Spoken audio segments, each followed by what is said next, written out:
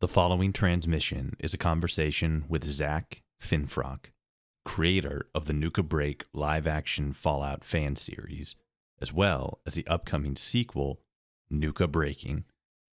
Zack is a creative with a long history in the independent film industry, and an even longer history as a Fallout fan.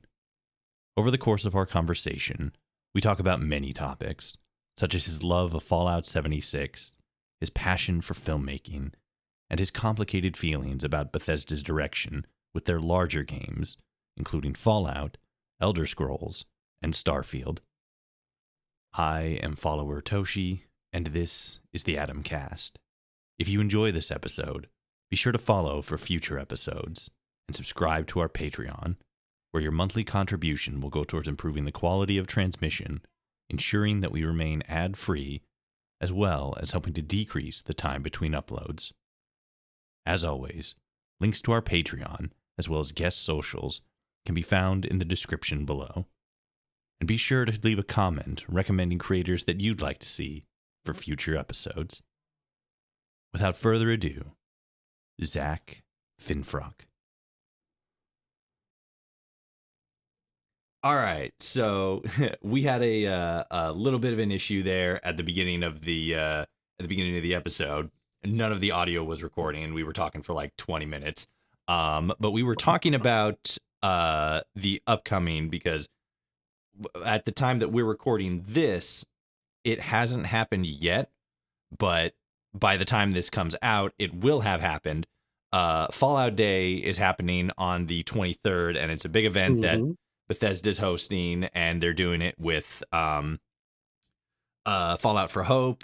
Kenneth Vague from the Fallout for Hope team is going to be there and everything, obviously, because he's the guy running the whole thing. And we were talking about stuff that's going to be happening at the event. Obviously, it's very likely that a majority of the event is going to be dedicated to Fallout 76, because that's kind of the big thing happening with Fallout right now, or continuing. Yeah, I think it's going to be happen. the first hour is a Bethesda stream, like actual Bethesda. And then after that first hour, I think the remaining 3 hours are going to be tossed over to Ken at Fallout for Hope, like a raid type of, or it's all on Bethesda's channel, but he's going to be then hosting the rest of it from there. That would make sense. So yeah, I think it's going to be like a, or what I hope is a good old Fallout showcase by Bethesda for the first 45 minutes, hour, and then all of the normal fan stuff that Ken's been putting together for the last, I don't know, 2 months, 3 months now. A while. He's been working on this for a while. Yeah. Oh yeah, it's been like a big thing on the calendar, like in general. But we were talking about what we'd hope to see from the event. You said that one of your big things would be like crossplay, and like just new cross stuff. Progression in the end. You know what I mean? Just give me the data from that one character on one system on all of them. That's it. Allow That's you to continue the history. One of the other big things that I've been seeing a lot of people talk about, obviously they want, like, we want information on Fallout 5 or like Fallout Prime and stuff like that. One of the other things that you mentioned during our conversation, and that has been and you have also mentioned has been hinted at, has been like map expansions. I don't know if you actually knew this or experienced this yourself, but for me, it was really interesting seeing that they did a map expansion in general, because I remember back when, like way back at this point, we're getting into like the ancient times with Fallout 76. Sure. When Nuclear Winter was still a thing, there was this really weird glitch that would happen where if you went in and you did a game of Nuclear Winter, and then I can't remember if you had to get all the way through a campaign until you died, or if you just jumped in and then jumped back out. But after you did that, went through Nuclear Winter and then jumped into the main game, there would be like the boundaries of the world would just be lifted for you. And so me and a friend, a couple of times, we went to different locations across the map. One of them being across the river, the Shenandoah way to the west, and that big grassy area down near where, like, Camden Park and the Nuka-Cola factory is. Right. I remember like being able to cross that river and just like keep on walking, you know, like just go and go. And like it would get to a point where there'd be like very little foliage. There'd just be grass and trees. I think the sounds of like nature around you would eventually like just go silent. And then like Right. after a certain point, you would just like fall through a point in the map, not like a blank sky world like you see so many other like border of, you know, game maps, but you would just like fall through the grass. Sure.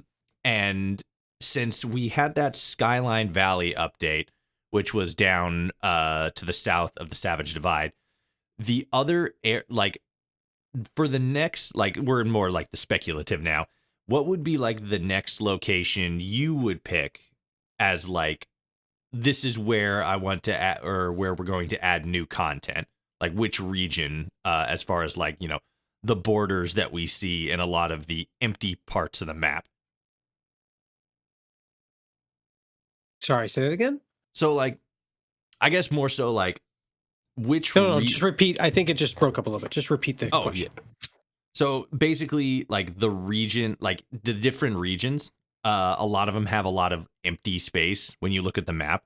What would be like the region that you would most want to explore as far Ooh, as like new content I hear you. and just like, you know, new stuff to check out?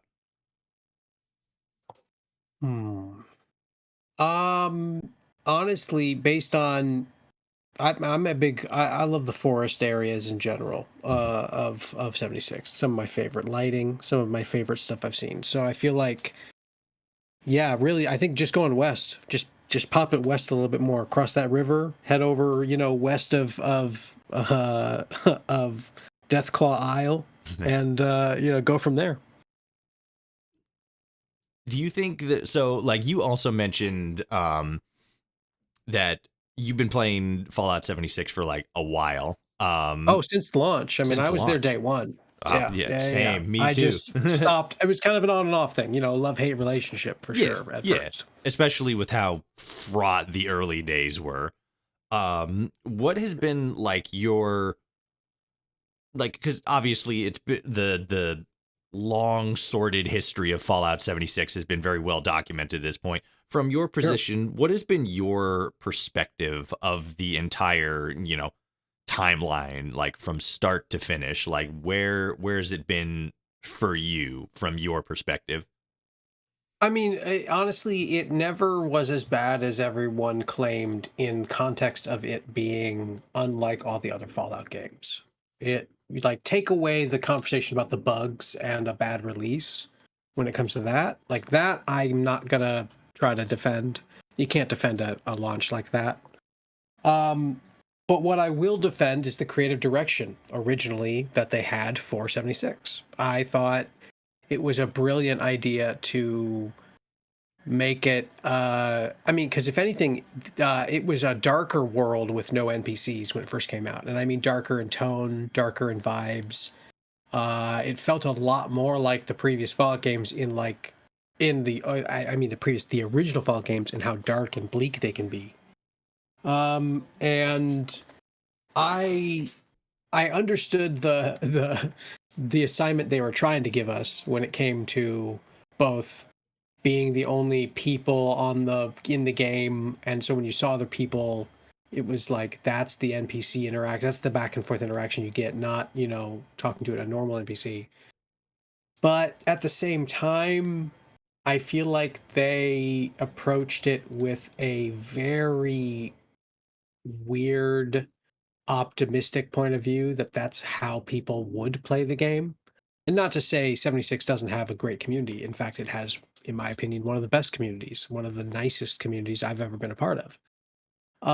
But yeah, they don't. I don't go into a Fallout game thinking I want to be an NPC to somebody else's Fallout game. You know, Mhm. I want to be that quote unquote main character and play with my friends at the same time, like a normal MMO in that vein, which is inevitably what they kind of made it into, where you are one of many vault dwellers. That is part of the lore, but you are the one making all of these big moves and progressing a story at the same time. even if you're playing with your friends in the same room. And you know, I think how the game has progressed is a testament to how popular the game has been its entire time. And I say that in the context of, while it didn't have the best launch, it definitely didn't like have zero players at any point. You know, I can almost promise it has always had an audience of enough people that a company like Bethesda and or Microsoft now, um, you know, because they purchased Bethesda, they had all of the reason in the world from a business standpoint to cancel it and or turn it off after that first year if it wasn't apparent there is an audience willing to play it still. Where do you think? No, go ahead. Oh, I was just gonna follow up to No, the please. next point I wanted to make on top of that. Yeah. From like where they started, because obviously they started in sort of a, I mean, they, like you said, they had an idea of what kind of player base they, or maybe more so how they wanted people to interact in the game.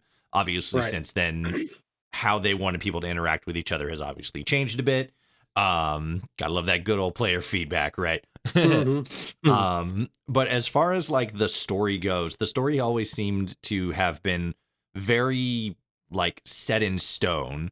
That's kind of one of the things, in my opinion, that Bethesda is really good at. Is when they have an idea for a story, they like stick to that like start to finish throughout the entire Sure. timeline of whatever games they're making. Me saying that is a bit subjective, I feel, because the No, only, but I agree with you. I right, agree with well, you. it's like, because like think of it this way: the only games that they have put out that have been that like long form, like the story has continued to update throughout the years, have been Fallout 76 and Elder Scrolls Online. Mm-hmm. And I say that specifically because I have experienced the story of Fallout 76 over the years, but I haven't done so with Elder Scrolls Online. So it's Right. like, with those two specific kinds of games that they have, compared to the traditional single player stories, Fallout 4, Fallout 3, Well, Starfield. to be fair, I mean, to talk about how The Elder Scrolls Online is as a game, Mhm. it plays unlike any of their previous Elder Scrolls games, you know? Like, it's got similar vibes to it, but the gameplay itself is much more an MMO in how they kind of tweaked it, how they arcadified it, versus, in my opinion, how 76 is at its core a Fallout game through and through. Its gameplay is Fallout. The only difference is you can't slow down time or stop time with VATS. That's Right. really the only change, other than obviously the additional building mechanics or additional crafting and all that stuff. Obviously, but But has you know, has it the still is it's the Fallout like animations and the Fallout thing. Where the Elder Scrolls Online is like a souped up different version of Skyrim. You know, it plays different.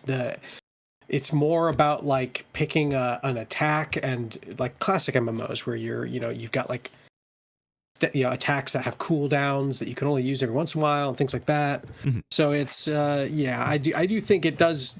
I mean, there's a reason it's popular is because it has that, in my opinion, that arcadier vibe to the Skyrim experience. But I apologize. I know I interrupted your segue or your question. But I just want to say I do feel like while they are obviously their mainstays of updating and popularity still, it's interesting to see how much 76 has evolved in the sense of it being supported by Bethesda and it being very clearly something that they're putting a lot of weight behind now versus when it first came out. And I almost feel like it's kind of flipped, and it's like the opposite with the Elder Scrolls Online, where I feel like they put all their time and force and dev time behind that when it first came out, and then everything in the last year or two that has come out from that game has been a lot of the samey, nothing really new. right. And I think it's important to note that difference too, because like you said, they are two very different styles of games. Obviously, Sure. Fallout 76 feels more like Fallout 4, just with like online play. Yeah, Um, exactly. Yeah, yeah. and Elder Scrolls Online feels closer to like World of Warcraft, right? Oh yeah, My classic MMO. Yeah, my point is though, when it comes to the story, obviously, like I said, I haven't played Elder Scrolls Online, so I don't know how the story is on there. But if it's closer to Sure. WoW, it's a much grander thing where they're not trying to tell a specific story of specific events that took place in a specific location. It's a lot of Sure. things going on in a lot of different places, which is paramount, or rather evident by the fact that, as far as I remember correctly, it takes place over the entire continent of Tamriel rather than just like a specific location, like, Skyrim or Black Marsh or elsewhere or anything like that. Exactly. Yeah. But in that sense, we get a much better understanding of how Bethesda sticks to the concept of a story with Fallout 76, specifically because Fallout 76 has continued to update and add more stories and stuff. When it comes to Fallout 76, it's always sort of been like a story of, reclamation day, rebuilding, starting over, building on the old to make something new. In that sense, where do you see the story? Maybe not. How do you see it like going forward, or like ending, or Right. like any more? What else does it have to say, like before its penultimate conclusion, when the heat death of the universe happens? Right. Exactly. No, I mean, really, I think the only thing they can really start to do, in my opinion, is, you know, furthering the expeditions. I think will probably be the easiest thing for them. I know the bigger thing that's coming out in December is the new raid that's already on the PTS server and all Mm. that. So I'm sure they'll work on another version of a raid or something like that. But I do feel like the expansions are their easiest bet to bring the players of 76 to other parts of the Fallout universe, where then it's not tied to just having to be a map expansion. And don't get me wrong, the pit, I love the pit. It's just the pit, Yeah. you know? There's nothing really fancy going on there. It's the pit. The Atlantic City stuff, though, was, I think, a really good step in the right direction of drastically different location than where you came from. And then they changed it after that to have that, like, go whenever you want. Just go visit it. Go hang out. You don't have to do an expedition. You can actually just go there. And then they added missions and things like that to that type of mode, which is just what I personally wanted from the very beginning of this expedition announcement, which was just more exploration. Let me walk around your new area and take my time. They still didn't do that to the pit, which means they can't. They genuinely programmed the pit to only be expedition style gameplay, and they can't change that. But they saw how people wanted to do it, so then they did that in Atlantic City. So I have a feeling if we see any more map expansions, it's going to be very similar in the sense of, like, very different location, but then also, with this, like, let us go explore, not just to be there for a mission or two. Especially since, when you're playing online, you usually are paired with people. If you do it on a random basis, you're paired with randoms who want to speed through it and get it done in like 5 minutes. Do you think that there's going to be sort of a delineation between locations that we've been to before versus locations that we haven't been to? So, like, for example, oh yeah, go ahead. Well, like, I wanted to just like clarify on that point, because we have the pit, which you said is like just the pit, and it's like, it makes me wonder, like, is that because the pit is a location that we've been to in Fallout 3 and Atlantic City isn't, so they felt, oh, we should, like, really explore Atlantic City, like add new places, allow players to just like go there and, hang out and stuff. And if it would be the same case if, like, they sent us to Nuka World or like Far Harbor or something like that, and it's the same sort of like, oh, it's just like a raid or like a dungeon run. But then if they sent us to, like, the ruins of Harlem or Massachusetts, or not Massachusetts, like, But I know what you mean. Just other, like, San Francisco, places we've heard of or seen little tidbits of. Yeah. I think, I mean, really the best would be a combination of the both. Obviously, the pit was chosen because it's lore friendly. People already are aware of it, and it was already established to have been that shithole from the beginning. Mm-hmm. So there wasn't a whole lot to have to introduce to fans, at least people who played Fallout 3. And then it was Fallout 3, right? Yes. Yes. Yeah. And then, you look at something like Atlantic City, and it definitely has is it Far Harbor was on Fallout 3 as well? Or is that Fallout 4? So Far Harbor was Fallout 4. Point Lookout was Fallout 3. That's what it was. Point Lookout is what I meant to say. Yes. God, that was such a good DLC. Yeah. Oh yeah. There are so many of them now.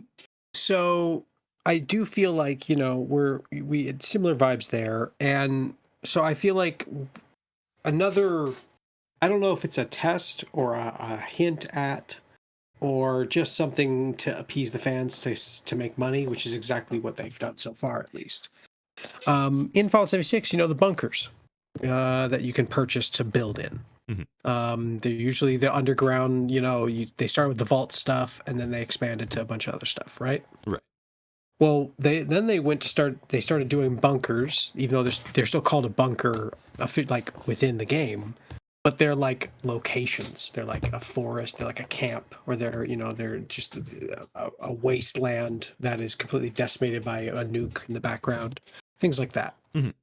Well, they released one called the Flatlands that is the Mojave Desert from New Vegas. Just straight up the California desert, mm-hmm. the Nevada desert. Like, I've walked through deserts that are exactly what that bunker is. And I think it's things like that they throw into 76. At least this is from my point of view. I think those are a little bit of fan service, but more often than not, tests, focus group type tests to see who would want to explore or be in those locations more. And the more people who get that bunker, perch, who straight out give them cash for it, the more likely people want to play in missions like that. I think it all just kind of equals out that way. So, and from what I've heard, it's one of their most popular Atom Shop purchases. Still, so it gives me hope that if they are going to do another expedition, that they'll head out back to the desert, but only because of where the TV show is seemingly going to be going in the future as well. On that point, and it's funny because I usually try to jump off of something that that during a conversation, I try to jump off of obviously the things that sure. the person I'm interviewing mentions or says, as a good conversationalist does. And you mentioned a lot of things. One of them specifically that I want to narrow in on this one is you mentioned San Francisco.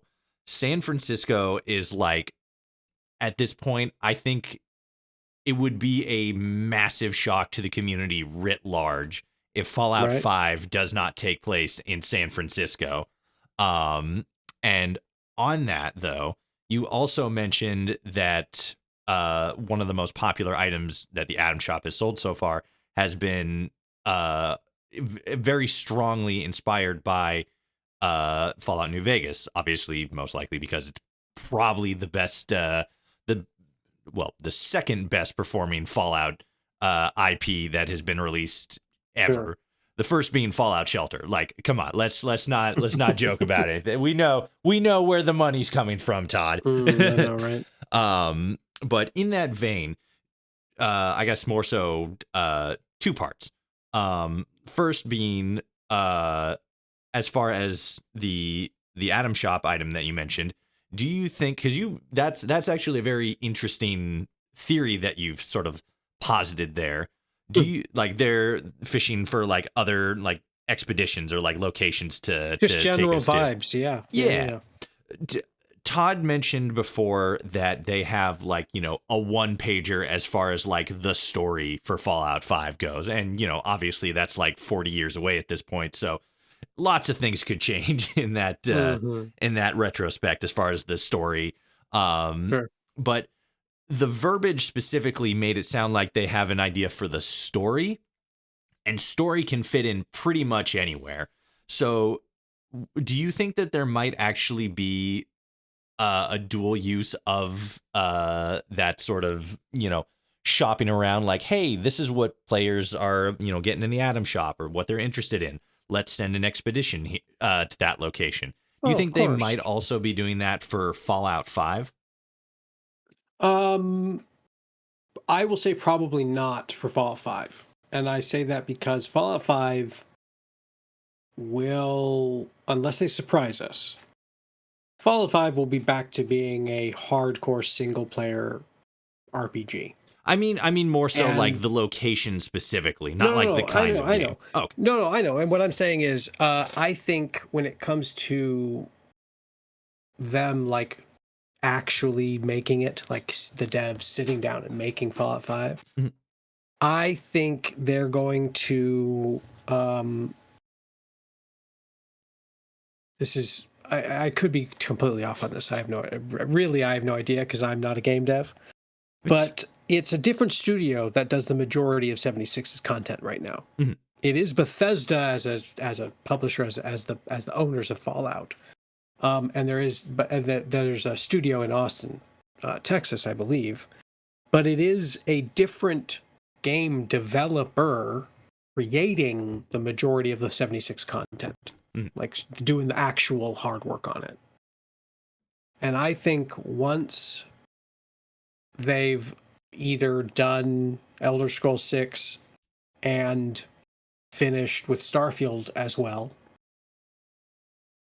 it'll be that core team at the main Bethesda branch, the actual Bethesda devs, who will be doing the majority of the we'll be doing Fallout 5, obviously. Yeah.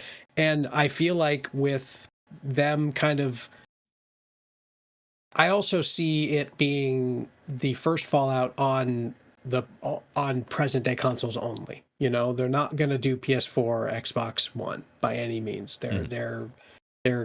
It's new stuff or bust. I say new. This shit's been out for how many years now? 4 years? Too long. Yeah.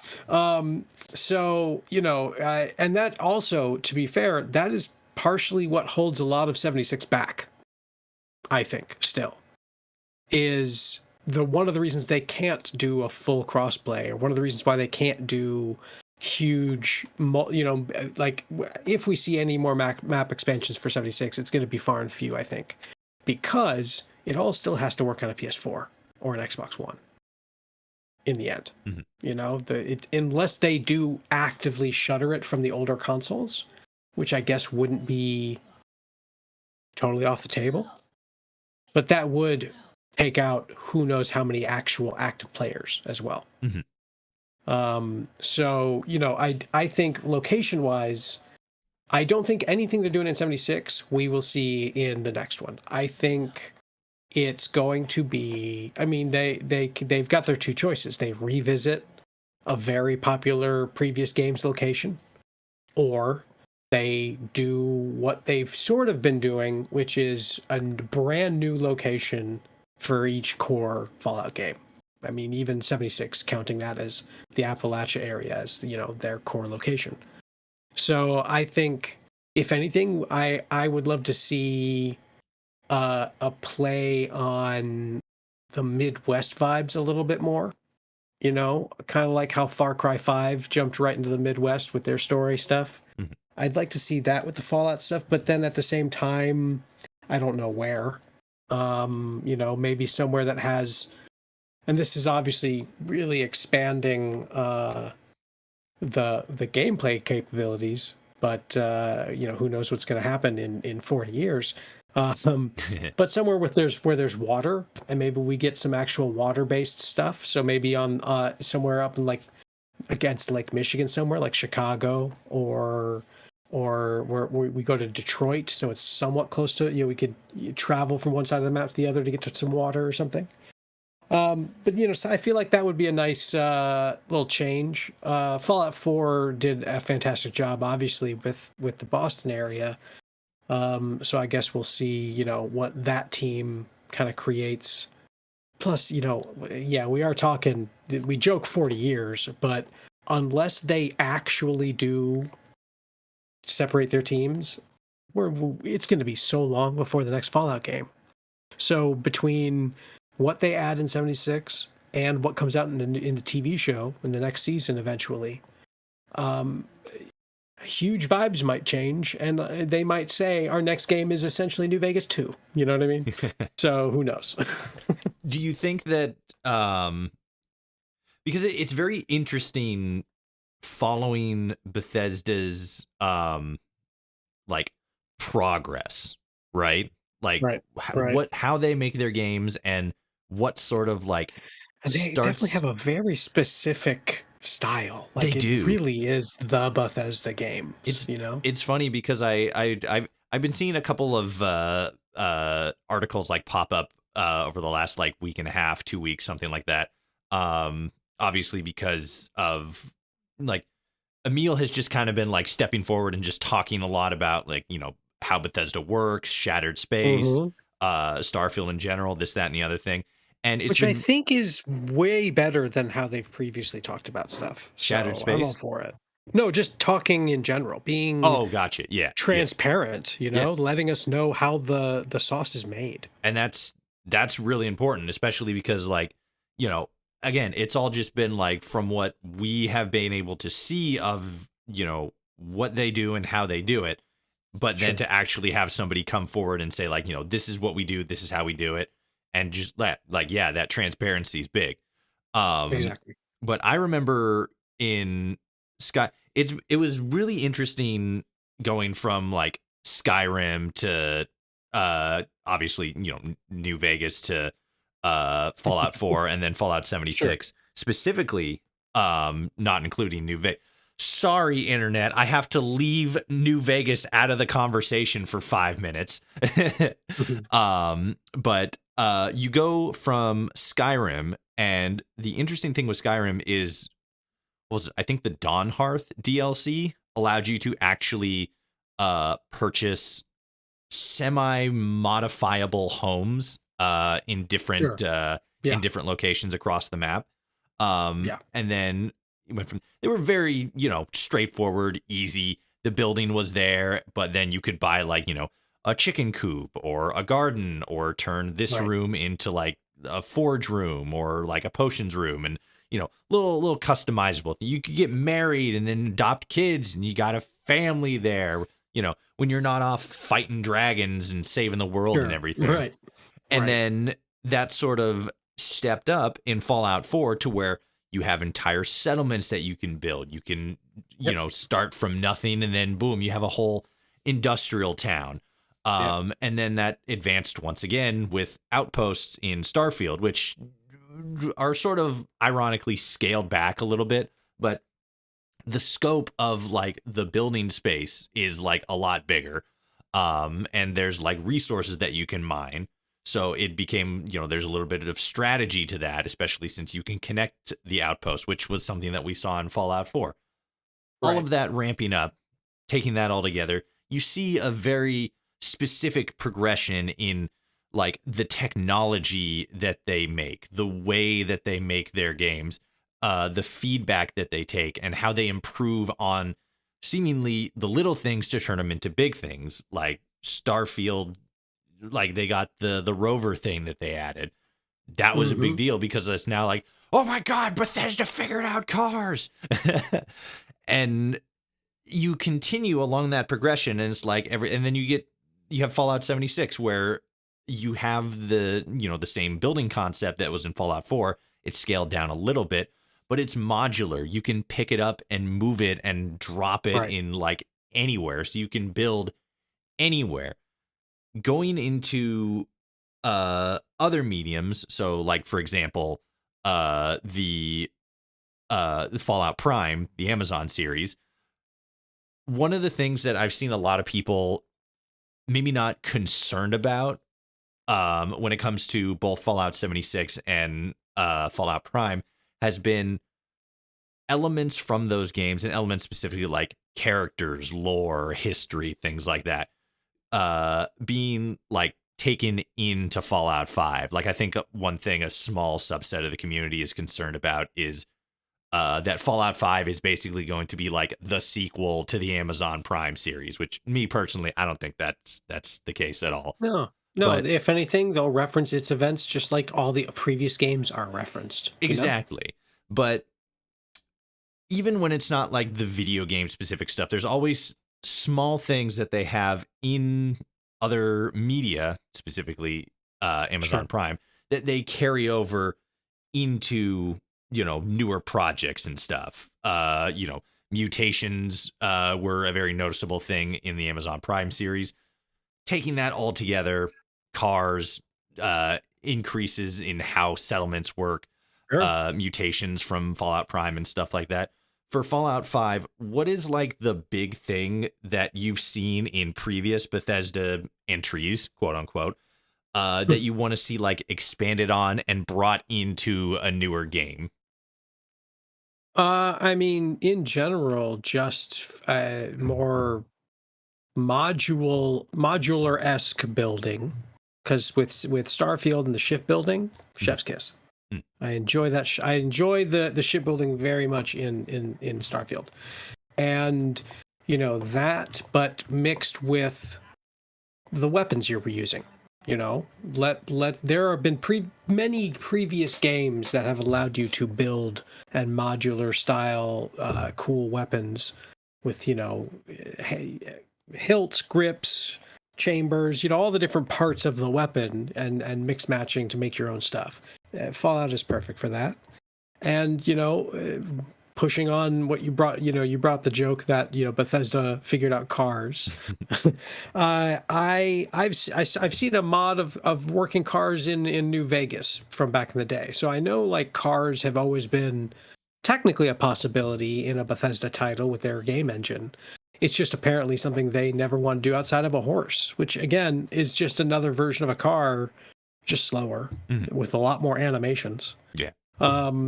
So I think the next Fallout game will have a very clear addition to movement in some way, be it a car, a motorcycle, a vertibird. Just there will be something, I think, in the next Fallout game that expands that ability to explore. And I only say because as much as there are, only a few open world games that you can compare to a Fallout or a Bethesda open world game in general, what other open world games have done more successfully than Bethesda is given you that true freedom of movement. And Starfield now with their new buggy is, I think, just a little test or a tease, if you will, of them giving us that ability finally, where you can essentially get that car anywhere. It flies in the end, depending on the gravity of the planet you're on. Yeah. So yeah, I feel like with Fallout, I'm looking forward to everything from bicycles to vertibirds. Do you remember when they had like 2015, like summer 2015 all over again? You remember all the trailers, or maybe not all the trailers, but every time a trailer for Fallout 4 or like a clip would come out and it's like, an official thing from Bethesda. Sure. In my mind, I'm thinking specifically that one video that they put out that was showcasing, weapon modifications and the outfits and stuff. And it's all like going by in quick succession. You got the teddy bear mask with the Gatling gun. You got the customizing of the weapons and the shotgun and stuff. And it was so fucking cool because, like, holy crap, you could make the weapons modular and you could wear a dress even though you're a dude.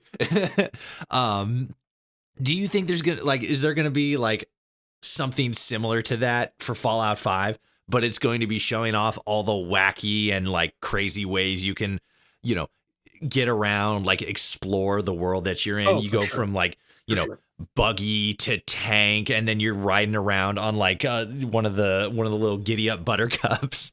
Exactly. Yeah. No, I mean, I can see it all. And in the end, the only thing that would make Fallout 5 better, in my opinion, than it just being a traditional single player RPG is they merge the idea of 76 and allow you to play co-op or just general multiplayer without it being an MMO. That would be cool. You know, like let's just allow me and my one friend to play this single player RPG on my game, please. Like that kind of thing. Mm-hmm. So I think that might be the only other thing that they could do for Fallout 5 that would exceed expectations, if you will. How much did Todd Howard steal from you in order to make Fallout Prime? You know, there's only one thing that I feel like we did first that they either were inspired by or coincidentally used a similar thought process to get to. Because technically, we established in our second season of Nuka Break that in order for a ghoul to not turn feral, they repeat their own name and remember who they are. And they remember the people that love them. And they just repeat their own name over and over and over again. And that was something we put into the lore, as in James tells Ben that when they're both in the car in season 2. Mm-hmm. But Ben doesn't really do that. We don't ever see him really sit there, say his name over and over and again. But it is implied that James has seen it happen. You know, he's aware that Ben is going feral. So, you know, to get to that point in our narrative where James has, like, not the fix, but a stalling point for the ghouls to you know, something for them to do before you know, when they're turning feral, to kind of stave off that change, is something they did in the TV show. They obviously, with the guy, with Roger, where he's saying, "My name's Roger," and same thing with, is it Maria, the woman ghoul? I can't remember if that was her name or not. I believe it's Martha. Yes, it is Martha. Yeah, that's it, Martha. Yeah. Well, either way, the idea of them saying their name over and over again to kind of push off being feral, or when they're going, either way, that is, I would think, the only thing we did first that they did as well. But honestly, in the end, they didn't. They for a fact know Nuka Break exists. Whether they watched it or not, I don't know. They might have just read the Wikipedia articles. I say they know it exists because I understand how the film industry works. I understand how television works. And when you get a deal that is of a property that is popular, that has a lot of fan content made already, the first thing you're doing as a creative team is scouring the internet for all of that fan-made content, fan fictions, comics, you know, fan films, just so you are not going to be copying anything they're doing or have done. Because the last thing you want to do as a creative, when you're given a property like that, at least if you're a good creative, is you become aware of what is already out there. So you're never in a position where the audience can say you plagiarized fans. And so they definitely, the creatives who did the show, Todd or not, are very aware of Nuka Break, only in the sense of what not to do. And, you know, that mixed with, I know, without ever having spoken to Todd, I know he knows of Nuka Break only because I have spoken to Pete Hines on the phone before about Nuka Break myself. And if you remember who Pete Hines was, he was at one point the VP at Bethesda. Just like a chatty Cathy Sunday with the VP of Bethesda. No, he called this, I mean, to go to rewind previous to the release of our web series, we asked for 20 grand. We asked for $5,000 for a first season of a show. And, or no, did we ask for 20? I'm trying to think of what our first now. I think we asked for 20 and we got like 60 grand on our first crowdfund. Did you say that was 60? A big deal. 60? 6-0. That's a lot of And monies, my guy. And that was for the first. Well, that was for the first whole season, first the web series. Okay. So it was the 6-episode 6-episode series in total for that first season, and we had locations. That's where Doug Jones is in it from, movies and things. Doug Jones plays Mayor Connors. Having that, it all cost money still in the end. So, but we asked for 20 grand and we got like 60 something. And then we thought for season 2, we thought, well, we asked for 20 and got 60, so let's just ask for 60. And because, at the very least, we know we can get that. So we asked for 60 and we got a little less than $130,000 in the end. Mm-hmm. And when our crowdfund crossed the $100,000 mark, that's when I got a phone call from Pete Hines, because he said he got a phone call from his lawyers asking why there was a crowdfunding project with the Fallout name on it, or with over $100,000 on it. That does make sense. That is a lot of money to be going towards something that is Fallout branded, that is not official Fallout. Exactly. That's actually noticeable on their back end. Yeah. And so they, they reached out and he reached out. He was very nice about it. He had already seen the original fan film in the first season. Like, these are aware of it. They can't. He told me that they can never officially endorse it because money is involved, and it's not made by them. It's made by us. But they won't shut us down as long as we don't make money with it. We can't sell it after the fact or anything like that.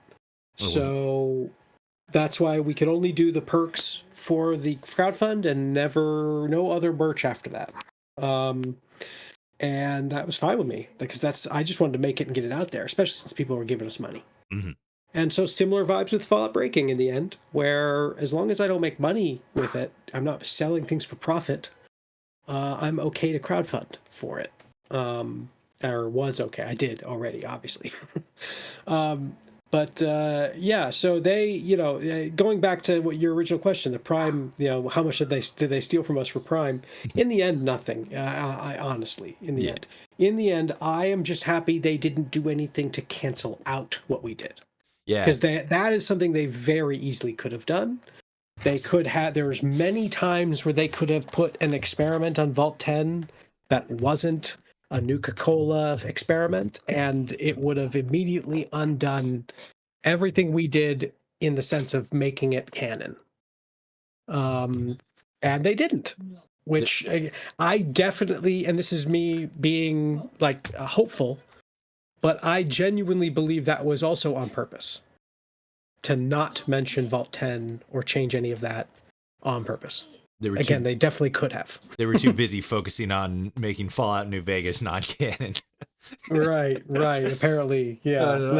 I think what's going to happen with New Vegas is fine. 10 years, a lot of stuff can happen in 10 years. Yeah, because it's like, again, for prosperity's sake, I'm not actually saying that they decanonized Fallout New Vegas. They didn't. They came out and said, somebody's going to hear this and be like, follower Toshi's on our side. Like, I'm not. Calm down. But when it comes to the story, one of the things that more so people are mostly concerned about when it comes to like a season 2 is like what it says for the canon ending of New Vegas, which is going to be a very fine line to walk. But as you said, 10 years is a long time. Like, so much stuff could happen in 10 years. And even if it's like, the most perfect ideal situation, House has thought of everything 300 years in the future. And like he's the canon ending, and like, it just takes one wild card to just take everything down, which funnily enough, I think is the entire point of New Vegas. So right. In that sense, it like going into a season 2 with Fallout Prime specifically, like you said, anything could happen. Anything could happen. I think House is going to be in Fallout 2 in the second season, though. That's me, though. What are you hoping for as far as like to see in season 2 besides, you know, a Deathclaw and hopefully Right. not a Cazador? Well, they've already said that the actor played House will be returning. Whether that is because we see him in present or if we see flashbacks like we did already, I guess we'll find out.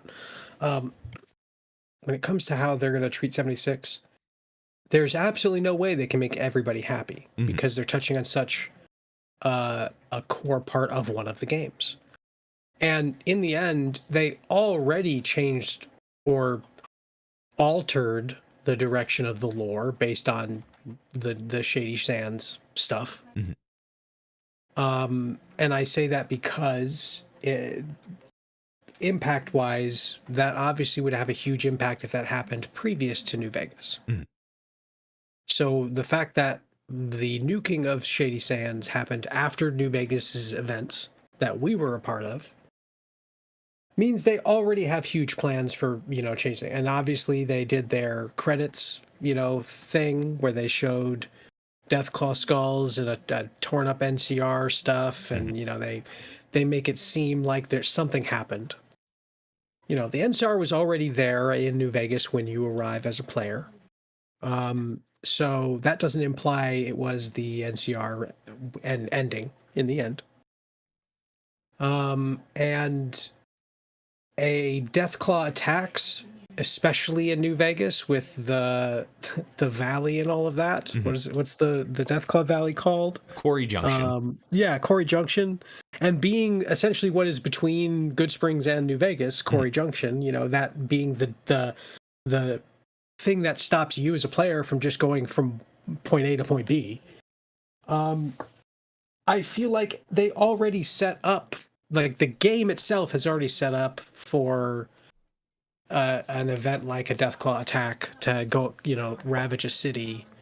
Because while, let's just say they pick the House ending, and House is alive and had his defenses and was able to take out both the NCR or Just Legion or whatever they choose to be the lore. His defenses were only ever against weapons anyway. They weren't against Deathclaws. That was always only going to be relied on the walls that were built and the people inside, in my opinion. So, you know, if they... I think they can dance around who won and what was the canon ending, because the Deathclaw part is inevitable in the clear direction that they're going. If that whole Deathclaw stuff at the end was the credits was an indication, which it seems to be that was their whole point of the credit sequences, is that they are tied to the universe. So seeing the Deathclaws there, in my opinion, means regardless of who controlled Vegas at the time, they failed. Be it the Courier, be it the Legion, NCR, which seems the most likely. If it's not House himself, it looks like the NCR would have been the ones there. Right. In the end, that shouldn't anger anyone. Game like who plays the games, because they're gonna say, "Oh, it makes my decision making. It does like it doesn't matter anymore." Well, the Fallout 4 should have been that for you then, not the TV show. Just because the TV show is actually touching on it again. Like, the Fallout 4 does reference New Vegas in a couple terminals, and I think they all talk about House. So that would imply House took control if you really looked at it the same way they're looking at how the TV show showed New Vegas, you know? So, I don't know. For me, I'm, as much as I am a New Vegas fan, and don't get me wrong, I should have a bias for New Vegas personally, being that the Nuka Breaker is in it. I think it is...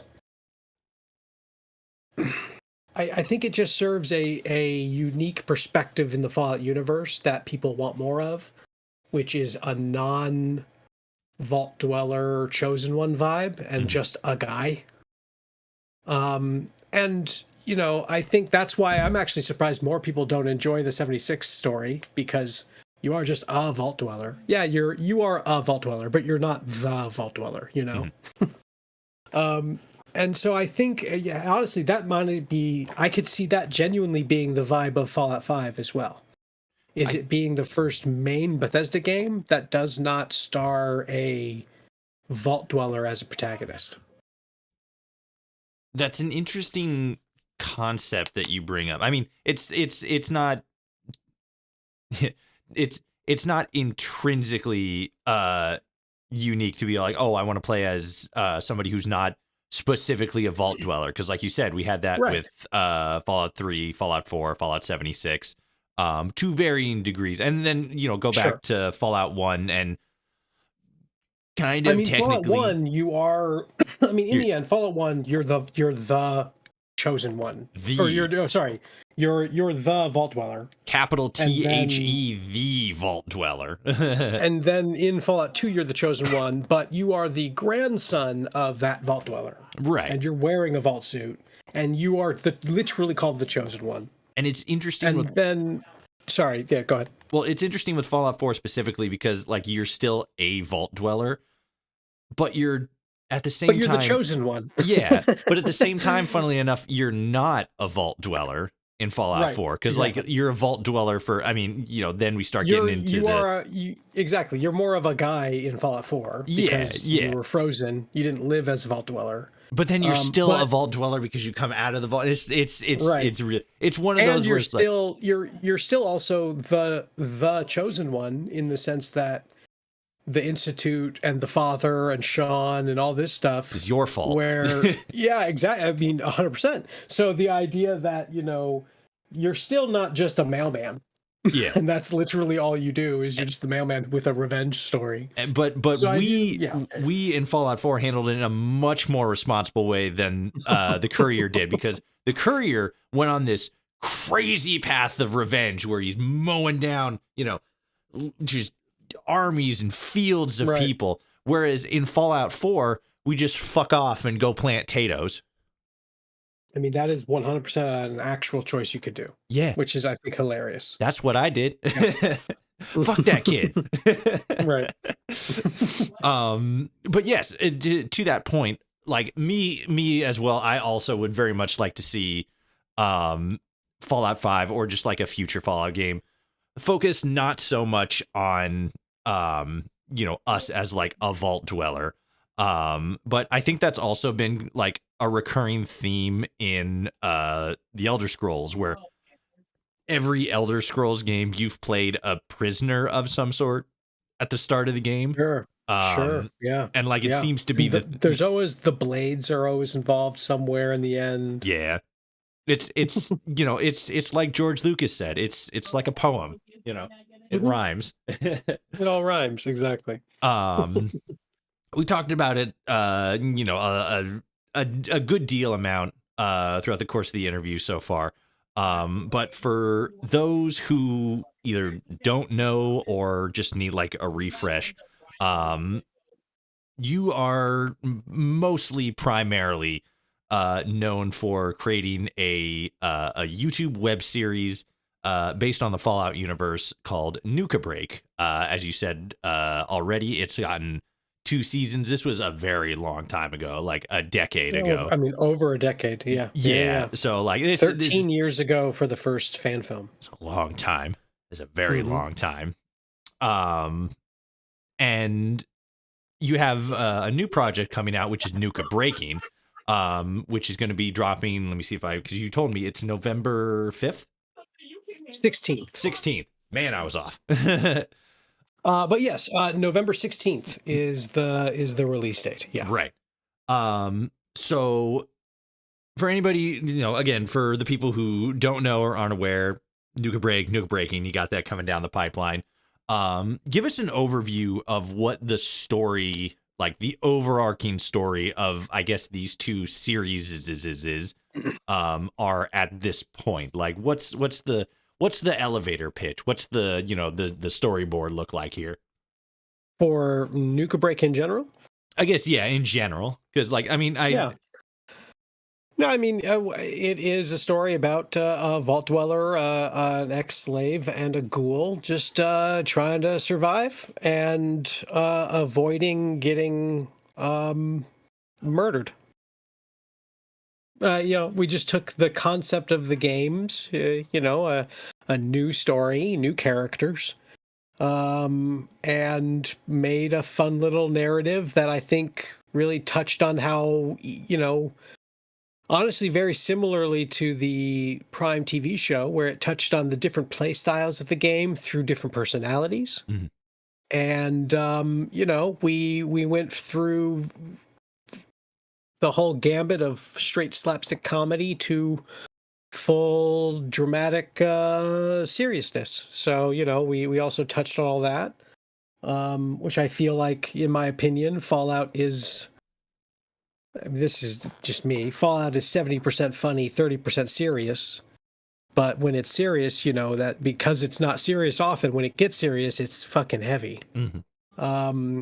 And we tried to match that, and I think we did a good job.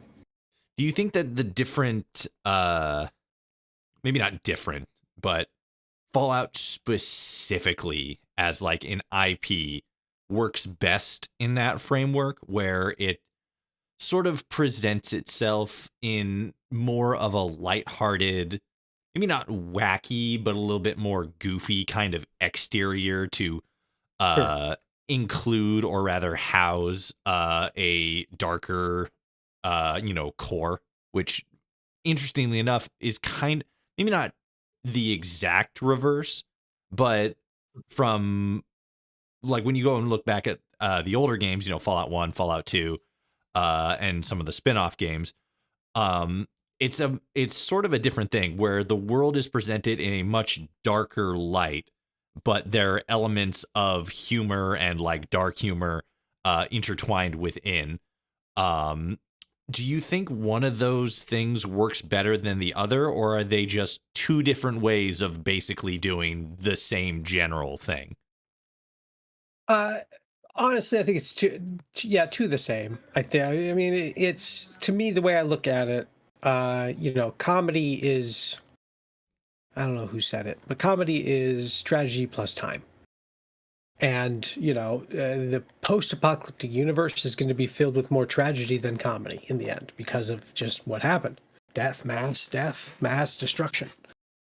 So I think, in the end, and I don't know if it had to do with the time it was made, which was the early to mid 90s, um, or if it had to do with Tim Kaine specifically and his brand of humor. Mhm. But really, I think Fallout just found a really fun niche that has evolved very much so, over the years, especially through Fallout 3 forward, that became not satirical because it's not like a Grand Theft Auto vibe, Mhm. but it does touch on specific cliches, specific vibes of an era, of the 50s, 60s era. And they Fallout, obviously Bethesda really pushed on that style, that side of the art style and history versus Fallout 1 and 2, I feel. I mean, I've seen videos where Tim will even say that, where while there were 1950s style things, there were also 80s style things and 70s style things that they put in there. And it just seems like Bethesda loved that 50s vibe a little bit more than everything else. Which, again, I love. That's one of my favorite things about the art style of the Fallout universe since Fallout 3 and forward is the 50s aesthetic on everything that is then also hyper sci-fi and more advanced than our present day, even though it's 50s in its art deco vibe. That old world Um, blues, yeah, Americana, exactly. retro Yeah, future kind of thing. exactly. And so I think it. allows itself because they're already taking the art style and putting it in this more hyper realistic, because that's more the term I'm looking for. Mm-hmm. It's hyper realism, not satirical. Right. Where it's just taking a little thing and turning it to 11. Mm-hmm. And I feel like by doing so, they can allow themselves to also be a little bit more funny Mm-hmm. Across the board with how people talk, with things like consumerism and brands and everything, down to how the robots are designed, how the monsters mutate, all of it. And then you look at a game like, Stalker 2, and that is the most realistic take on the post-apocalyptic world, because they're basing it on a real event and a real location and real, all that stuff. Mm-hmm. So they, humor in that game is going to be far and few between. Mm-hmm. It's going to be maybe in a dialogue thing here and there, but that's it. You're not going to be laughing half the time you're playing. Right. Where, with Fallout, yeah, they've been able to kind of evolve, because really when you go back and replay Fallout 3 and New Vegas, obviously Obsidian, I think Obsidian needs credit for pushing the Fallout universe into a more comedic direction. Mm-hmm. People will disagree with me on that. They'll say Fallout New Vegas is the most serious one and it needs to be more serious like New Vegas. I think New Vegas made the Fallout universe funnier. I need to go back and like replay it a little bit, because because there's so little comedy in Fallout 3. Yeah. Fallout 3 is surprisingly dark in its tone, in its writing.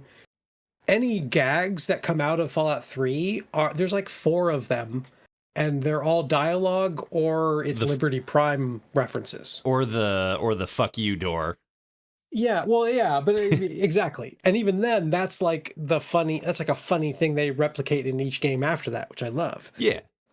But then, you look at how Fallout 4 is. Just the colors alone are going to tell you that you're in for a little bit of a brighter time. Mm-hmm.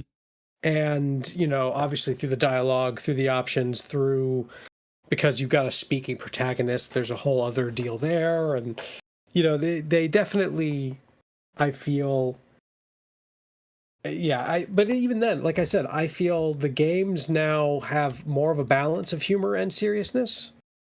I do think it's still more funny. I think it's more of like a 60-40 type of thing. Mm-hmm. And honestly, I hope those are the same vibes I get across with Fallout Breaking in the end, the new one. I think it's obviously going to lean a little more funny just because it's a fan film, and Nuka Break was a very specific vibe, and Twig is a very specific character. Right. But he is definitely not the same character this time as he was in the original one, that's for sure. Now he's Batman. Yeah, I mean, Wasteland Batman. Just without the voice change. Yeah. He just walks around like, I'm Batman. I'm like, all right, Chief. When it comes to tone, because I think tone is a big thing that sort of separates a lot of Bethesda, obviously pretty much all of Bethesda's games, because they've done Indiana Jones, they did what was it? I always forget the name. What was that game where you're like on an island and there's like some time travel aspect to it? Deathloop? Yeah, that's it. Deathloop. Deathloop has a very specific tone to it.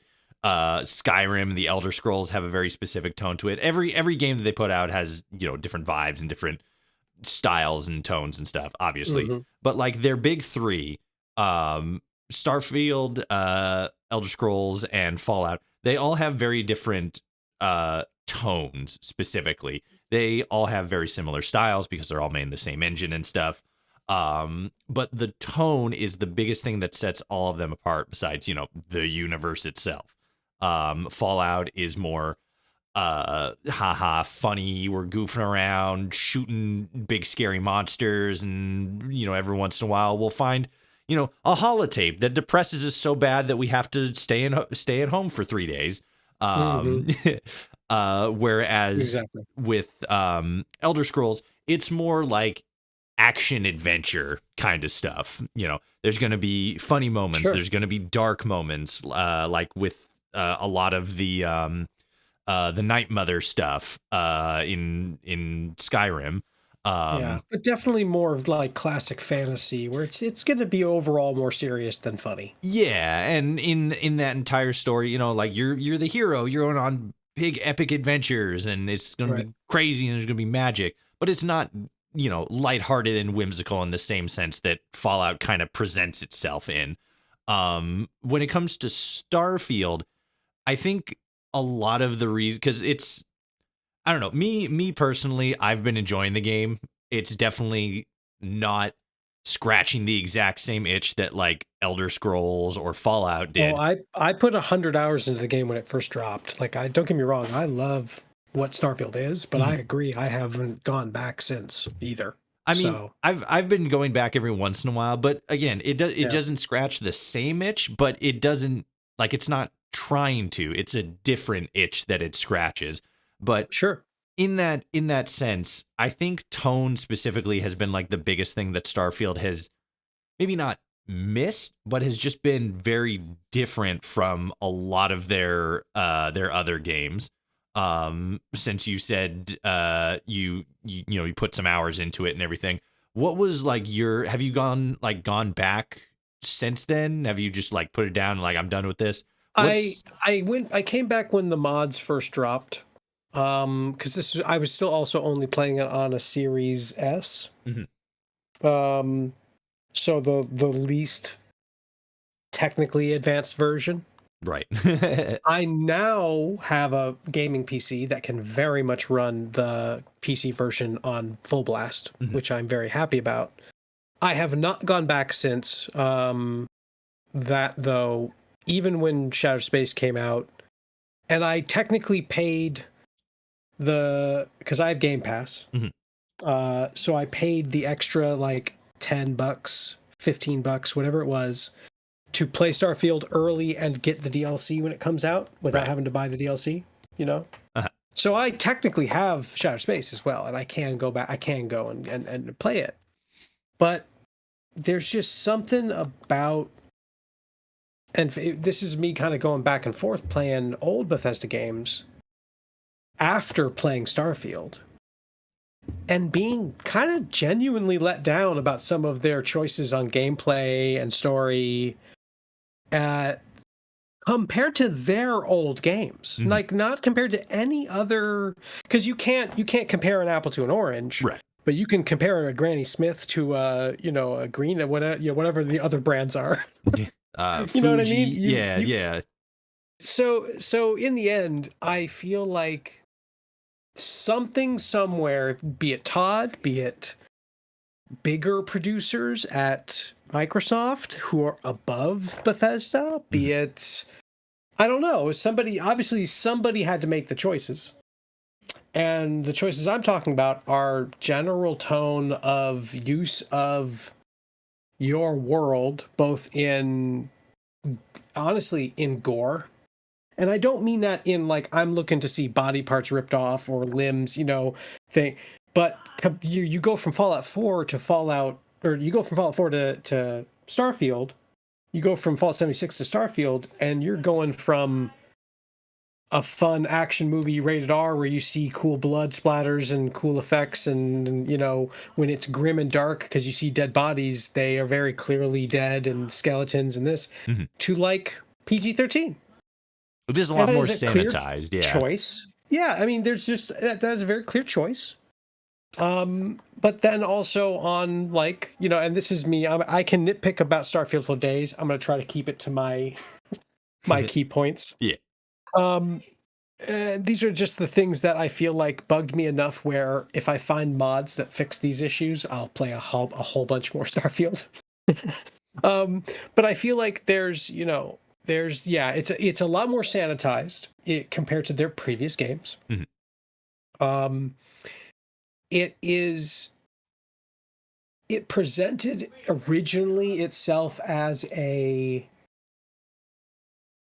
again, this is from my perspective. as a Han Solo-esque, Indiana Jones-esque adventure game. In what sense?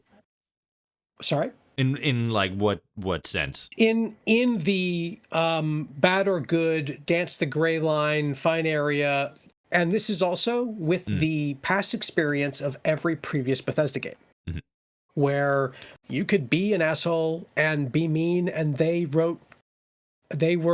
actually had accountability for the, they as devs planned for when people wanted to be the bad guy, people wanted to do bad things. Whereas in Starfield, it starts off with hey, just don't bring it to the front door here and you're good. Your past is your past. Some of us have even been in jail, and it's like, oh shit, okay, I can be a space pirate, fuck yes. And then everybody wants you to be a Boy Scout. That is a choice somebody at Bethesda made. That is a clear direction they want to persuade players to play. The story content of the Crimson Fleet was disappointing, in my opinion. But it aligned with the greater vibe of Starfield, which was they didn't want people to play as bad guys, it seems. And that's fine, but then it just felt contradictory to either how they promoted it or how previous Bethesda games were, or both. And they didn't really set up the average Bethesda fan for an expectation that is, hey, RPG-wise, narratively, this is not going to have the same vibe as previous Bethesda games. So, expect that. And I don't know if that, obviously, they don't want to sway, because obviously that could be taken as a negative and people will be like, never mind, I don't want to play your game. There are people who will make those decisions that flippantly. And I think, that's where there is this like bigger question of how much did Microsoft have to do with those decisions, those timelines, How much interference was there to mainstream it, to try to sanitize it, compared to what Bethesda originally tried to do? I don't think we'll ever know until there's interviews and documentaries from people who have left the company, and who knows, since I have faith. I have a lot of faith in them continuing to evolve Starfield and to make Starfield different and more than what it is. Narratively, without getting into too many spoilers, I fucking love the idea of the full story, the Unity, the whole thing. I absolutely love that narrative. And for it to tie into a gameplay mechanic of essentially New Game Plus, New Game Plus 2, New Game Plus 3, like chef's kiss. Beautiful ideas. I absolutely love that. That was I think a big thing for me too. Like, because you always go back to a game, it's like, awesome, I did it, I beat it. New game, let's keep going, let's go. And everybody asks for like a New Game Plus these days. Dark Souls. But to include it as part of your narrative? Yeah, that's pretty good. Like, very few, if any, have done that. That's pretty clever.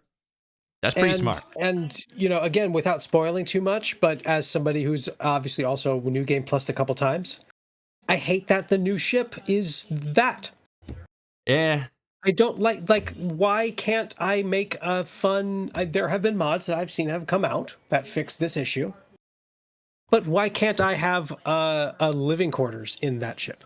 That a little bit more customization in the ship would be nice. Just like make it cool and ethereal and all that shit. Like, hell yeah. But give me a seat that isn't the captain's seat. But like, one of the new updates that they did allows you to customize the interior of ships. Does it work for the... Exactly. And I've seen, and you can do that in that ship too. Okay. So without cool, mods, I know you can do that. Yeah, I know. Yeah. I just think it's funny that like that wasn't a thing from the beginning. You know, like those type of things where it's like, it's just so, but again, this is clear. Somebody had to make those choices. So there's a group of people or a guy who's sitting there saying, this is how I want it. And in the end, I also would not be surprised if this was a Todd game. Like all of the other games are franchises and things built on properties that were not Todd's creation. Mm-hmm. And so they had to kind of stick with previous vibes, including tone and gore and things like that. Mm-hmm. So I also wouldn't be surprised if everyone at Bethesda just kept pointing upward until it got to Todd, in that Todd's choices, Todd's tastes in games are Starfield above Fallout and, Elder Scrolls. Mm-hmm. So who knows? I mean, I know that there are mods that have already changed things, and I know that there have been gameplay quality of life updates by Bethesda to Starfield that have changed things too. And I think in the end, I think it's just going to take maybe a couple more months of tweaks, maybe the next DLC announcement or something, for me to get, like, let's really dedicate time into it again. Because I don't know, there's just something about going back to playing Fallout 4 or even Fallout 76, New Vegas 3, just previous Bethesda games, hell, Skyrim, even modded Skyrim. Mm-hmm. It just, the way you said earlier, Skyrim, it definitely itches something, but for some reason it doesn't itch the same way the other ones do. It doesn't clear the same itch.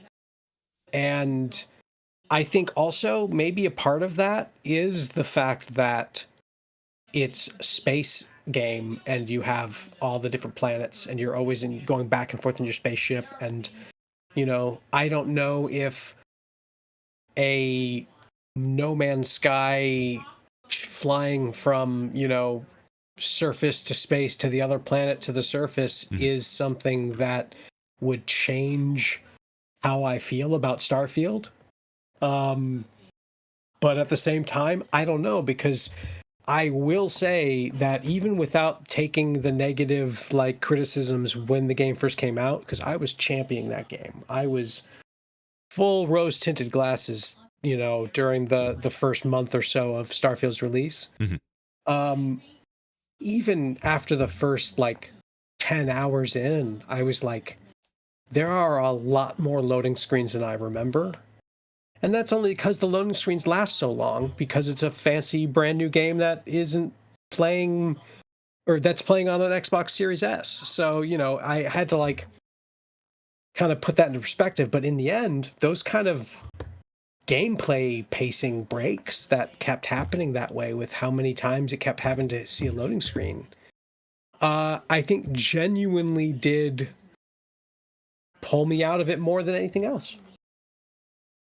And I don't know what can be changed at its core for that to change, outside of me playing on PC, where the loading time is hopefully very, very short, if not almost non-existent, because I'm playing on, the hardware I'm playing on.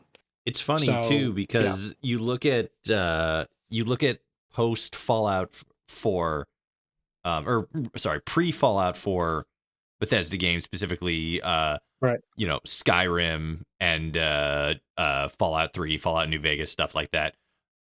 Pretty much any time you wanted to go into a building or a location, there'd be a loading screen. Of course, Fallout 3, you go into a house, loading screen. You leave the house. 100%. And I even joked about that when I went from Starfield to Fallout. I was like, oh, great, another fucking loading screen. Right. I was like, oh, here they are again. Yeah, sorry, to your point, continue. But yeah, and then, Fallout 4 comes out, and it's like, obviously there's still loading screens going into, specific locations. And sure, it maybe it's not as bad as I remember it. I just remember them taking forever. But, I also mod my game. So, exactly. Maybe that's... It depends on which system you're playing on. Exactly. Yeah. But it seemed with Fallout 4, the amount of loading screens was a lot smaller. And that kind of continued into Fallout 76. Granted, a big part of that was it's being online. So it makes a lot more sense to have as little loading screens as possible. And then when they jumped into Fallout 76, it's the same thing, or it's a step backwards in the sense that they just have a lot more loading screens. Some of them make sense, and thankfully, at least in my experience, they've been really short, like a couple seconds at best, but again, Sure. I'm running on a gaming PC. It's pretty good. So maybe that the platform that you play it on determines the loading screen time. But then there's like specific locations where like it doesn't make a whole lot of sense. Like there was an elevator in the club on Neon that has a loading screen attached to it, even though it When just it's takes the you up one same level. map. Yeah. Exactly. But then like again, it's only like 5 seconds, so like it's weird, but it's not like the biggest deal. But then the loading screen going onto your ship, even though both the interior of your ship and the exterior world around your ship are both fully loaded at the same time. And have to be. Yeah, exactly. That seems kind of weird. But at the same time, there's probably like, it like with how modular ships can be, maybe there's like a point or an excuse for that. And it's like, oh, it can't be as smooth because, cause Bethesda games are huge in the sense that it's a very realistic setting. So like the physics and everything have to work a specific way. And it's like, maybe there just wasn't enough combinations or enough variables to fully account for, just opening the door and walking into your ship because you can, customize and make it modular and stuff like that. Sure. I don't know. I barely know how to play games half the time, let alone make them. But yeah, to that point specifically, it did feel a lot like it does feel a lot like a step back with how many more loading screens there are. When it seemed like when Fallout 4 came out, like that was a thing of the past. Yeah, I mean, it's more. I do think really it comes down to their game engine and what they're building their stuff on, and how it's a very modular system. It's very cell based when it comes to how it loads things. And in the end, I can only see. I can't see how they can improve from this in the sense of both in Starfield, like unless they, which in today's world with online connectivity and very few and lack of physical copies of things nowadays, they very much could rewrite the code on their end to eliminate a handful of loading screens, populate interiors and exteriors in the same map and figure out how to make it work, and fully update Starfield for a world 2.0 update like that. 100% I could see happening, but I don't think it's going to, I don't see something like that changing how they do things. And in the end, if anything, this is showing us how their engine is aging compared to the rest of the engines out there. And to keep up visually with the rest of the world's engines, rest of the gaming industry's gaming engines, they had to separate Starfield the way they did. And the only thing they can separate it with is loading screens in the end. I think there maybe, in my opinion, there could have been better ways to hide loading screens behind animations, behind whatever.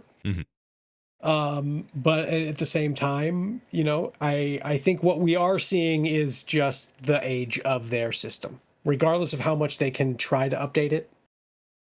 If it was as good as the Unreal Engine, we wouldn't have had that many loading screens. We know that. So who knows? I mean, I see them taking Starfield as a huge learning experience, not just in the failings and or gripes I have with Starfield as a game itself, but also how they're perceived as a studio, how their games are perceived, how they can build hype and then not live up to it.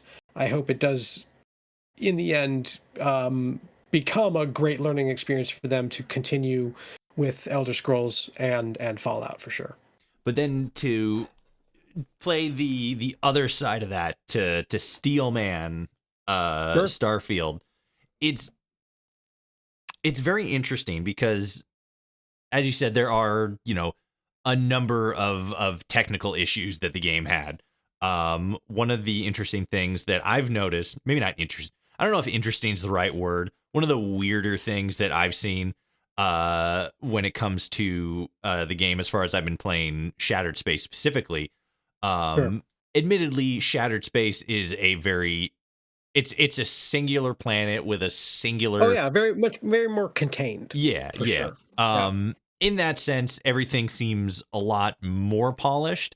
On a Sure. technical aspect, one of the things that I noticed specifically is just like the random citizens you meet in the city Dazra.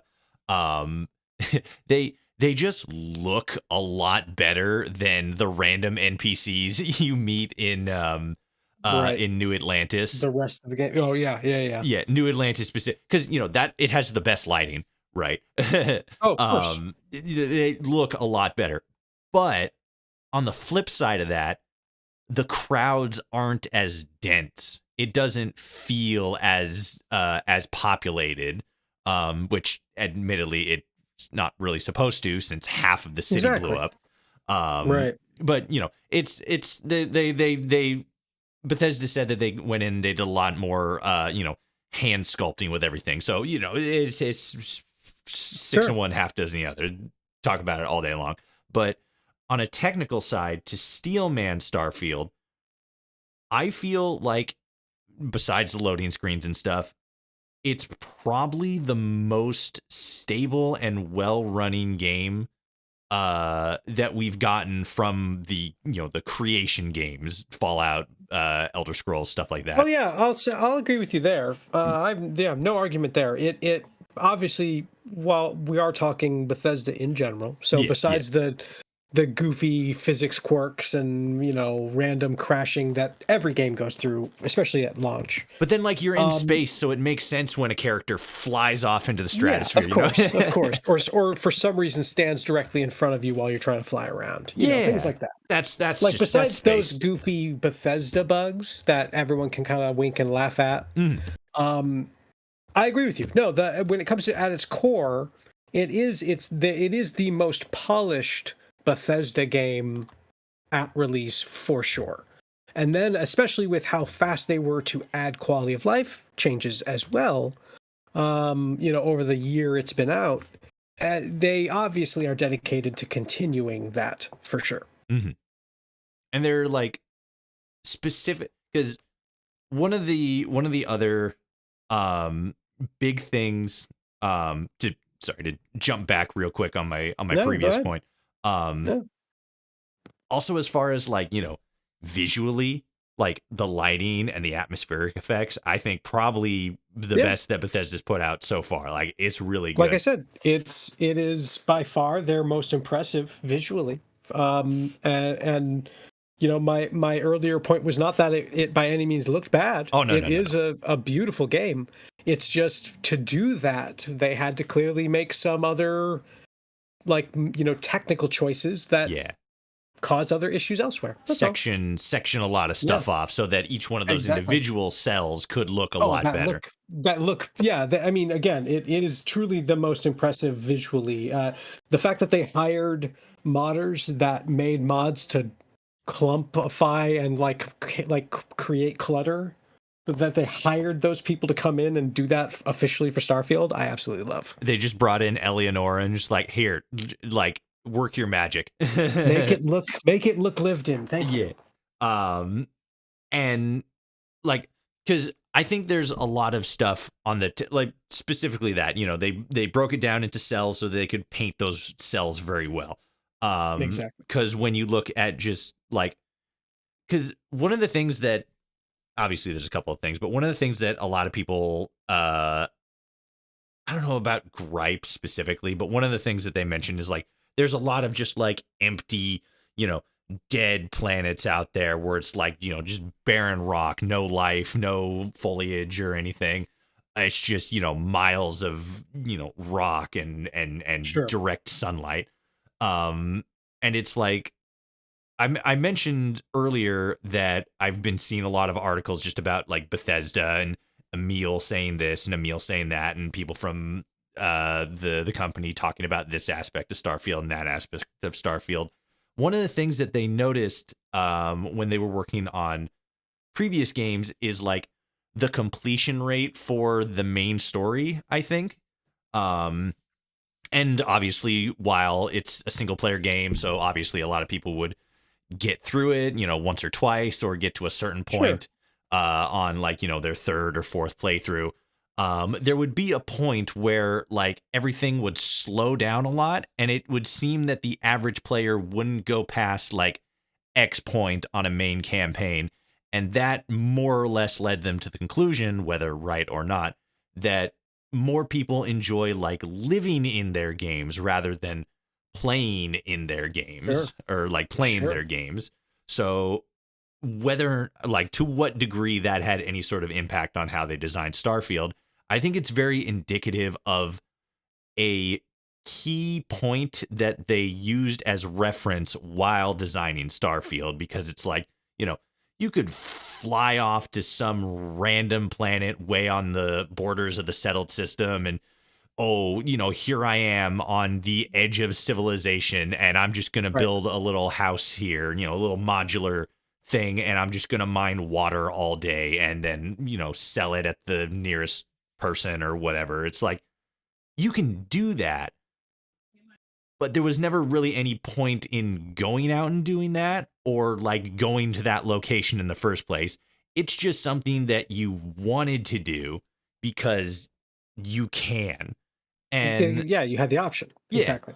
And the fact that they put that out there, not as like something we could do, but something we could choose to do in such a vast landscape is kind of crazy to me.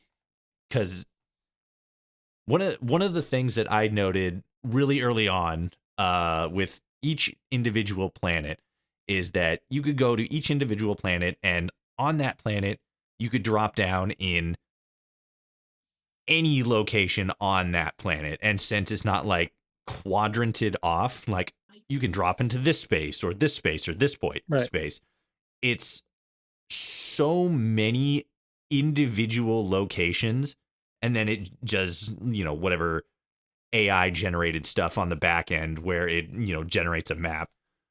The fact that you can do that on, I think they used to call that procedurally generated. Procedurally generated. The fact that you can just pick any random point on the map and drop down there and have pretty much a map size like smaller than New Vegas, I think. I hear you. Yeah, where it's, don't get me wrong, very, very impressive. I enjoyed the first 70 hours of the game I spent more exploring than doing the main story, for sure. I didn't complete the story until probably 50 hours in. Right. And then even then, I only did New Game Plus a couple times, maybe to 3. 4 tops, and even then, that's pushing it. And so for me, when I to counterpoint very quick before I stop counterpointing, because I want to asterisk all of this with I enjoyed playing the game. I'm not saying this in like a eye roll. I had to push through it. But that their technical choices seemed to not mesh well with the narrative, in my opinion. And I say that as in the narrative is you are part of Constellation, the explorer group, the group that explores the universe. And the narrative set up the expectation that you are forging new ground even now, even in the year of this game, whatever year it takes place. You are exploring. And especially when it gets to spoiler territory where you're visiting alien temples and shit. You are the first to be at these locations, according to the narrative. But then technically, procedural generation throws human structures in the same eyesight as these giant alien structures. So it immediately counters the narrative that you're the first person here. And again, not that I really cared while playing. It's not that I like just put the controller down and I went, no, unplayable. Right. Just walk away from your TV, leave the Xbox running. and even then, this is something, the thing I'm referencing right now has been fixed by mods. There's mods out there that remove human-made structures from those types of locations. It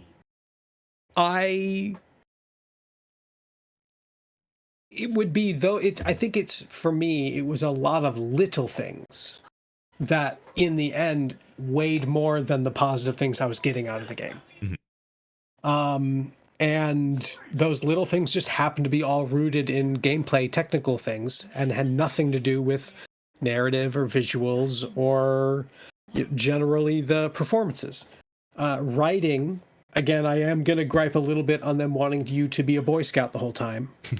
Because don't get me wrong, I'm all for having companions not like things you know, have a personality. Like, I want that 100%. Yeah. But I don't want them all to have the same personality and likes and dislikes. Right. That, then don't give me companions.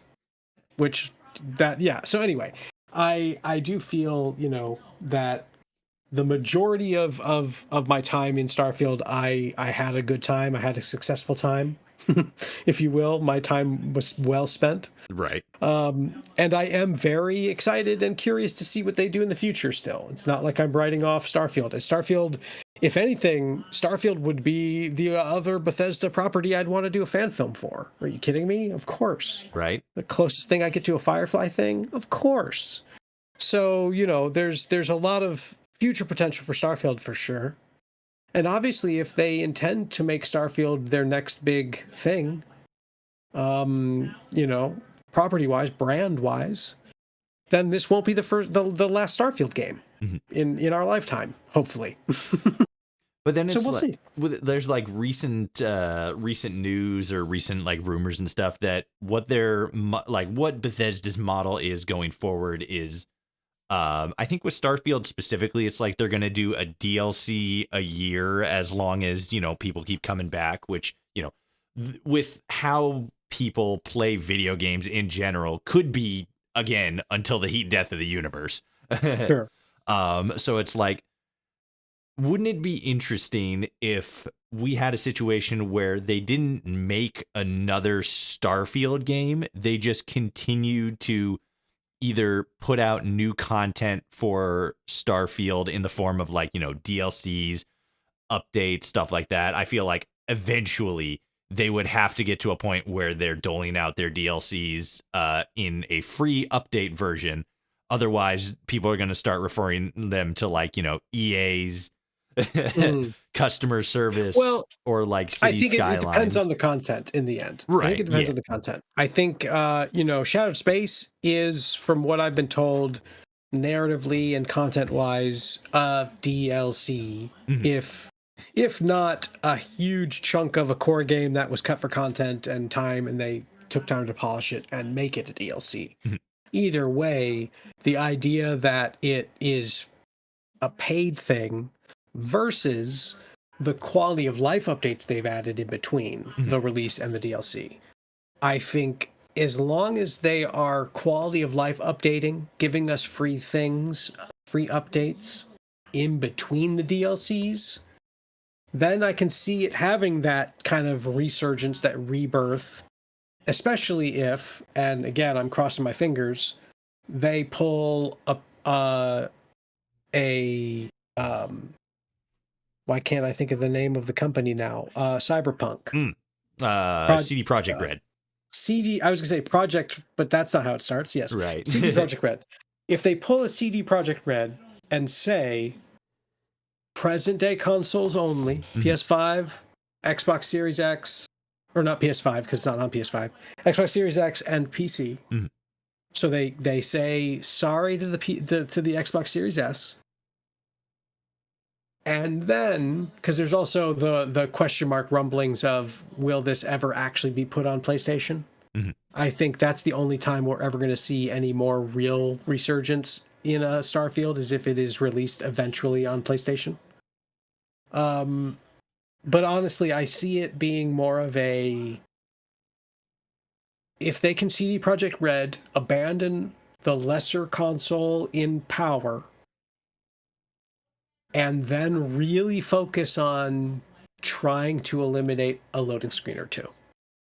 I genuinely think that it would make the biggest difference. How they would do that, I have no idea. But I think in the end, I don't see it as impossible based on previous Bethesda games and how big they were, and how layered they were in comparison to how this feels like. You brought up New Atlantis. They're telling us New Atlantis is the most populated city in this entire game, mm-hmm. and yet it feels smaller than Whiterun in some instances. And it has a whole underground spot, but even then, it feels like, well, why weren't these connected where it's all one level? Why do they have to be separated? So I don't know. It's just a little bit of the tech side of, for me, that I feel like will be inevitably what will always hold Starfield back, even if it looks the way it does. Yeah. I think it is still living in a 2008 to 2012 era of gameplay that sadly didn't evolve with its visuals to some degree. Yeah. So yeah, I mean, I'm still, again, I will definitely get back into it at some point. Hell, even after this conversation, it's kind of hyping me up a little bit. So maybe I'll check it out again this weekend. But yeah, no, I mean, I'm not hating on it by any means. It's more, I hate on it because I love it. If that makes any sense. I'm one of those, critical of it because I love it. It's one of those situations where like you can easily recognize where its shortcomings are, but at the same time you can recognize like where it has room to grow. Exactly. The whole point that I was for me, the whole big thing is it seems like it definitely improved technically on a lot of different avenues, obviously performance, graphics, the like all the different places you can go, the way it sort of interacts and allows modders to come in and add all kinds of new stories and everything in so many different unique locations that, unless intentionally, could never be lapped over. You could ideally have an infinite number of stories in Starfield, unmodded or modded specifically because modders can bring in their own stories and everything. On the story aspect, as far as like the writing, or not writing, but like the quests and everything, I think that probably its weakest points are its main stories, because the main quests feel very short and very straightforward, and to your point with the whole like Boy Scout stuff, very basic, which I definitely get that. In a world of in a game that they want you narratively to New Game Plus, it's very shallow on its options in the end. But then, like, at the same time, it makes sense that the stories are more or like the main quest anyway is more streamlined in a sense, because like if you're going to be going through the game, 5, 6, 7 times trying to get to that, like the whole Groundhog Day idea of it, I absolutely love. Having the conversations where you can say, I know what's going to happen, so XYZ, we're going to skip that. Also, like the new universes, like you jump into a different universe and like all the Constellation members are kids, or like Andrasia's I didn't get to witness stuff. One of those, but I am happy that they did at least have a little bit of fun with that. Yes. Right? Like that's pretty cool. Yes. But like narrative, especially that one quest near the end where you go to that lab and you're messing with that laser beam. You remember the one I'm talking about? Yes. That's probably one of the better quests that Bethesda's ever done. Like that narrative. There's quite a few. I mean, the clone one with all of the famous people. Yeah, there's so many. The side quests are so good.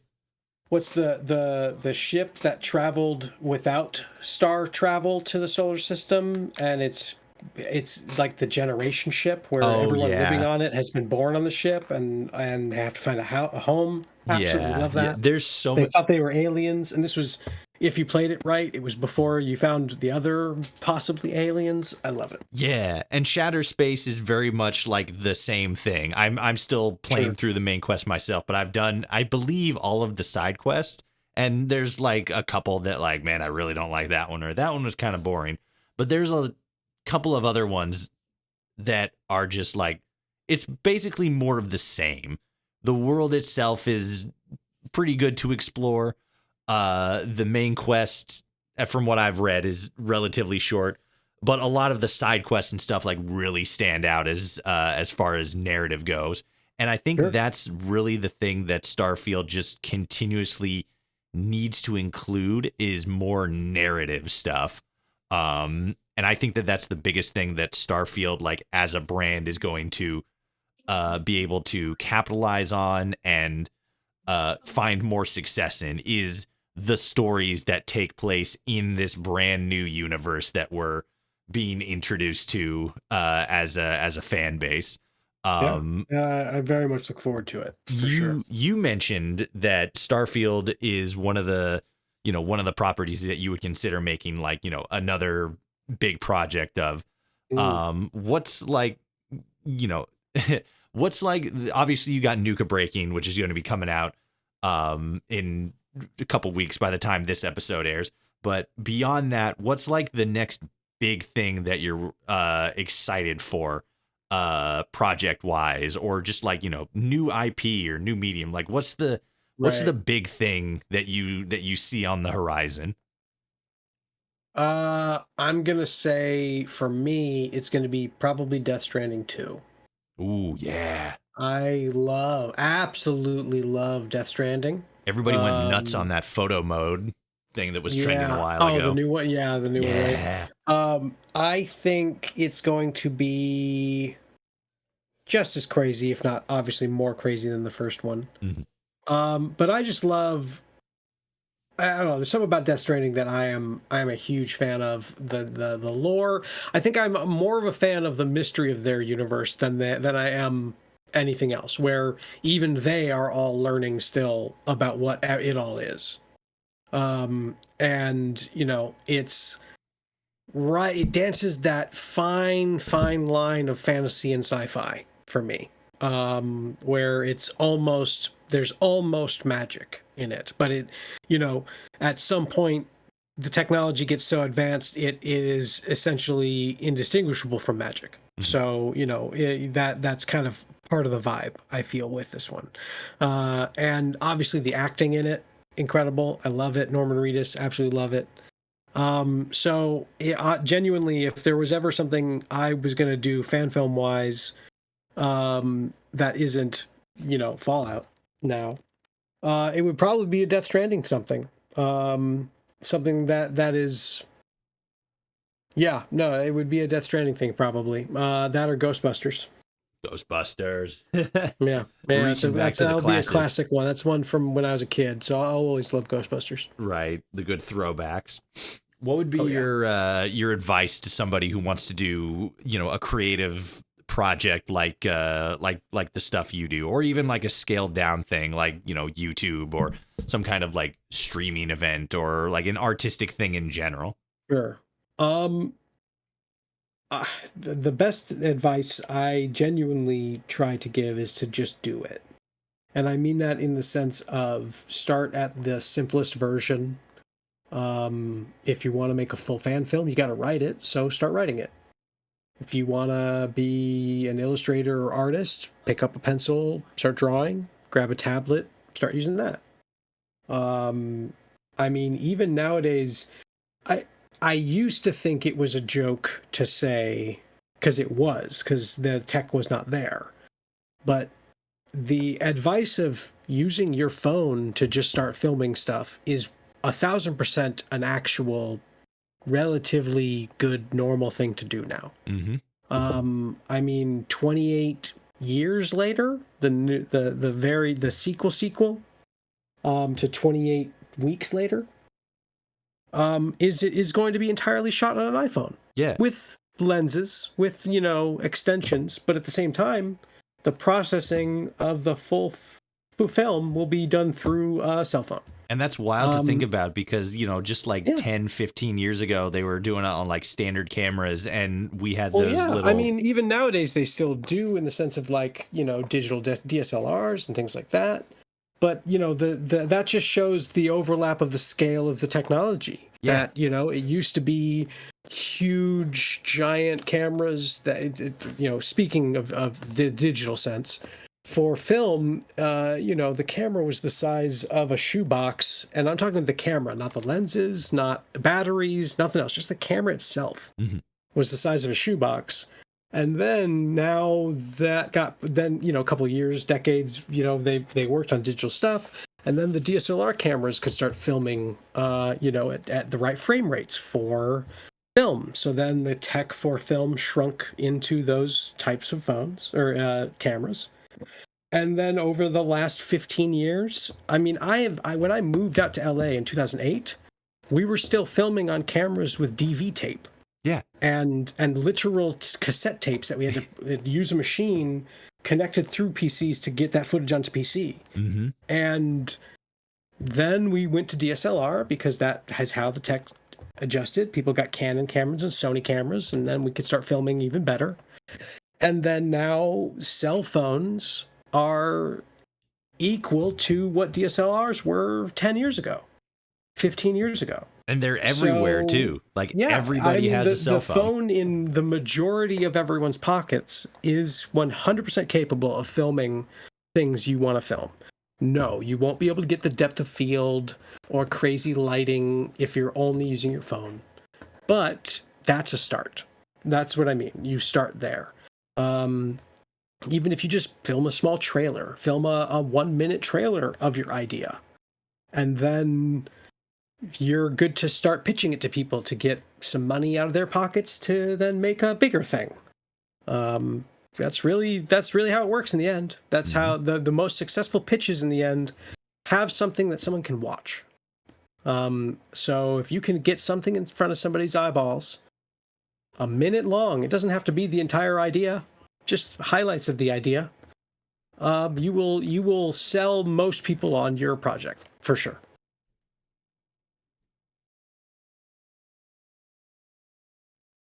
Thank you for listening to our conversation with Zack Finfrock, creator of the Fallout Nuka Break fan series. If you enjoyed this episode, be sure to follow to be notified of future episodes, and consider subscribing to our Patreon, where your monthly contribution will go towards improving the quality of transmission, keeping episodes ad-free, as well as helping to decrease the time between uploads. Until next time, dear listener, I thank you for tuning in, and I will see you all out there in the wasteland.